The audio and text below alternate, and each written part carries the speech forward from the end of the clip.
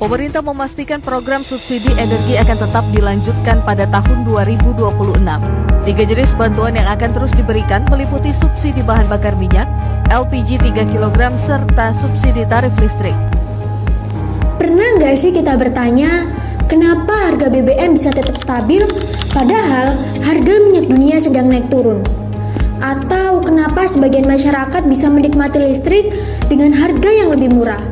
Nah teman-teman, di balik itu semua ada kebijakan besar yang menjadi salah satu bagian penting, yaitu subsidi energi.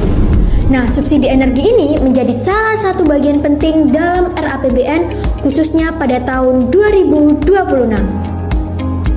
Nah, di RAPBN 2026, subsidi energi kembali menjadi salah satu komponen penting.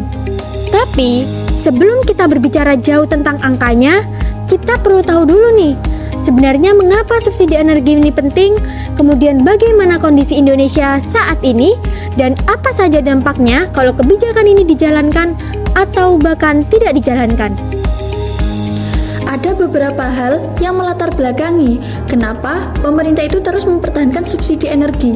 Yang pertama, energi itu bukan kebutuhan dasar. Semua aktivitas kita itu mulai dari rumah tangga, transportasi, sampai kegiatan ekonomi itu semuanya membutuhkan energi. Yang kedua, harga energi global itu tidak stabil. Naiknya itu bisa mendadak dan juga efeknya itu langsung terasa kepada masyarakat. Selanjutnya yang ketiga, tanpa intervensi pemerintah, harga BBM dan juga listrik itu bisa melonjak tinggi dan juga bisa memicu inflasi. Jadi, subsidi ini tuh sebenarnya menjadi bantalan agar ekonomi ini bisa tetap stabil. Memasuki tahun 2026, Indonesia ini menghadapi beberapa tantangan seperti harga minyak dunia yang cenderung fluktuatif, konsumsi BBM yang terus naik, dan juga kebutuhan listrik yang terus meningkat seiring pertumbuhan penduduk dan juga industri.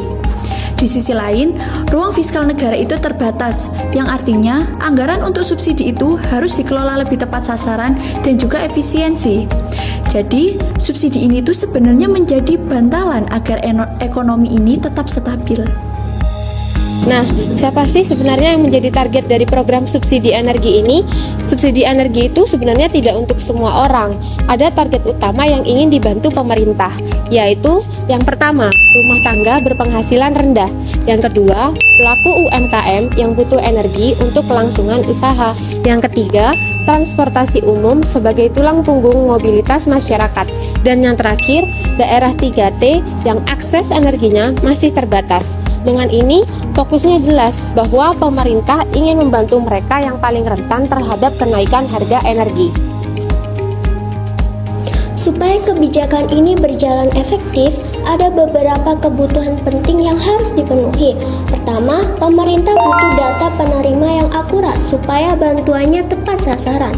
Kedua, diperlukan sistem digital pengawasan, misalnya pembelian LPG 3 kg berbasis NIK atau pendataan BBM bersubsidi. Ketiga, anggaran harus cukup dan fleksibel karena harga minyak dunia bisa berubah kapan saja. Terakhir, koordinasi antara kementerian dan lembaga harus solid agar distribusi subsidi lebih efisien. Nah, pada RAPBN 2026, pemerintah menyiapkan anggaran yang cukup besar.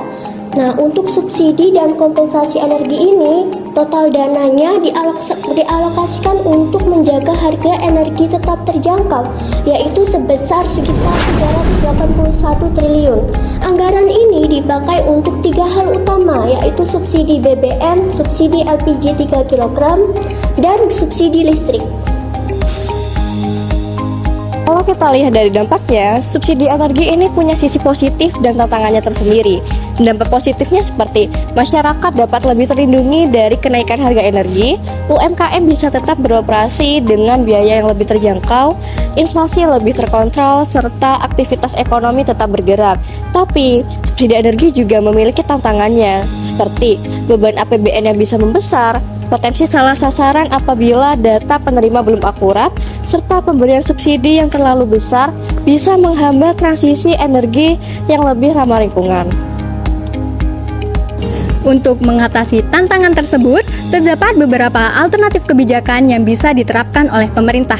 Yang pertama, memperkuat subsidi tepat sasaran dengan pemanfaatan data NIK dan sistem digital agar bantuan dapat benar-benar diterima oleh kelompok yang berhak.